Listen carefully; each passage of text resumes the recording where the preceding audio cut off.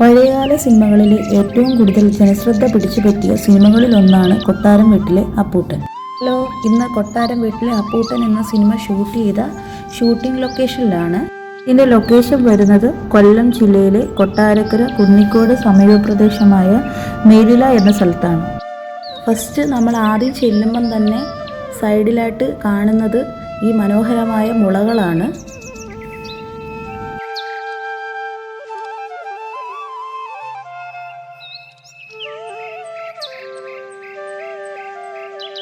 അതിമനോഹരമായ പച്ചപ്പ് നിറഞ്ഞ ഒരു ഗ്രാമം കൂടിയാണ് മേലില.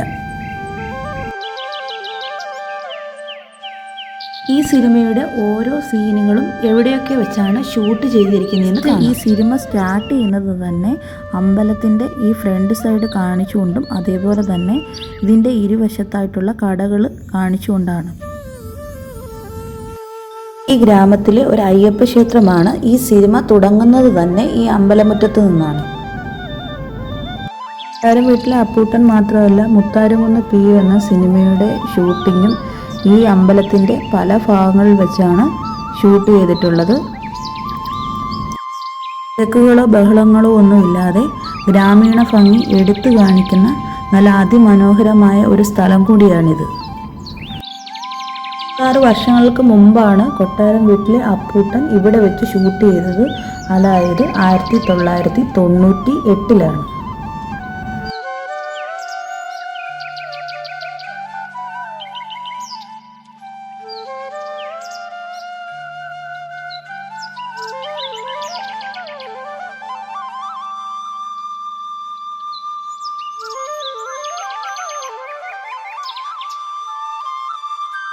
നമുക്കിനി അടുത്ത സീനൊന്ന് കണ്ടു നോക്കാം.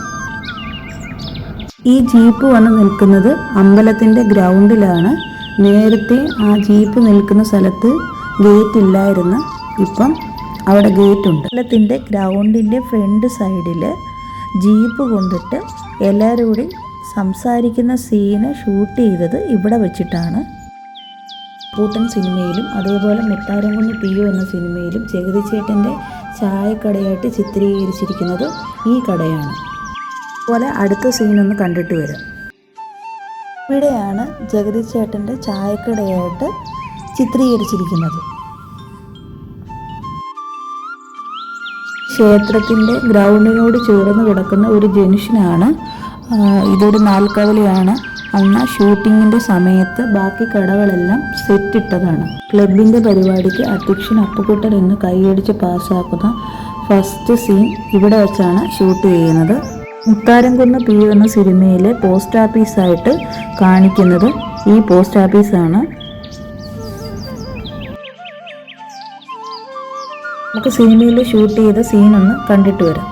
Netaji arts and sports club എന്ന് പറയുന്ന ഇവിടെ വെച്ചിട്ടാണ് അധ്യക്ഷൻ അപ്പുക്കുട്ടൻ എന്ന തീരുമാനമെടുത്ത് എല്ലാവരും കൂടെ കൈയടിച്ച് പാസ്സാക്കുന്ന സീൻ ഷൂട്ട് ചെയ്തത്.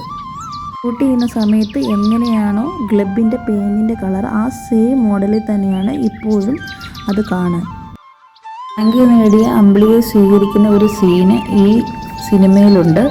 അത് ചിത്രീകരിച്ചിരിക്കുന്നത് ഈ അമ്പലത്തിൻ്റെ ഈ സ്റ്റേജിൽ വെച്ചിട്ടാണ്. സിനിമ കാണുന്ന സമയത്ത് ധാരാളം ആൾക്കാർ ഈ സ്റ്റേജിൻ്റെ പുറത്ത് ഇരിക്കുന്നതായിട്ട് കാണാം. സ്റ്റേജിൻ്റെ പുറത്തിരിക്കുന്ന ആൾക്കാർ അവിടെ നിന്ന് ഷൂട്ടിങ് കാണാൻ വന്നവരെ എല്ലാം കൂടെ കൂട്ടിച്ചേർത്ത് അവർ ഒരു ക്രൗഡ് ഉണ്ടാക്കിയെടുത്ത് ഷൂട്ട് ചെയ്തതാണ്. ഈ അമ്പലത്തിൻ്റെ ഈ സ്റ്റേജിൽ വെച്ചിട്ടാണ് അന്ന് അമ്പിളിക്ക് സ്വീകരണം കൊടുക്കുന്നത്. സിനിമയിൽ ഷൂട്ട് ചെയ്ത സീനൊന്ന് കണ്ടിട്ട് വരാം. അമ്പിളിയെ അഭിനന്ദിക്കാനായിട്ട് സ്റ്റേജിൽ വന്നിരിക്കുന്ന ഒരു സീനുണ്ട് സിനിമയിൽ. അത് ഈ സ്റ്റേജിൽ വെച്ചിട്ടാണ് ഷൂട്ട് ചെയ്തത്. അമ്പലക്കുളമാണ് ഈ കാണുന്നത്. നല്ല അടിപൊളി സ്ഥലമാണ്.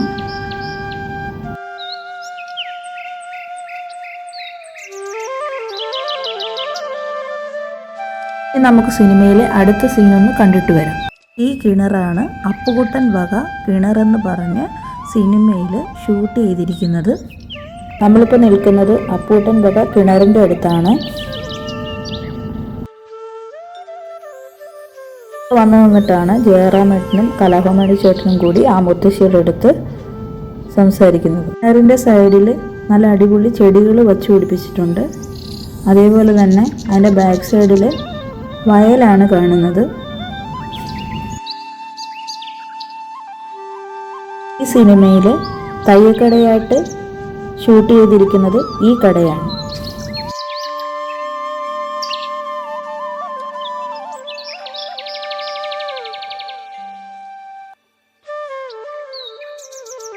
ഇവിടെ വന്ന് നിൽക്കുമ്പം തന്നെ നമുക്ക് സിനിമ ഫുള്ളായിട്ട് കാണുന്ന അതേ രീതിയിലുള്ള എല്ലാ സീനുകളും നമ്മെ ഓർമ്മപ്പെടുത്തും.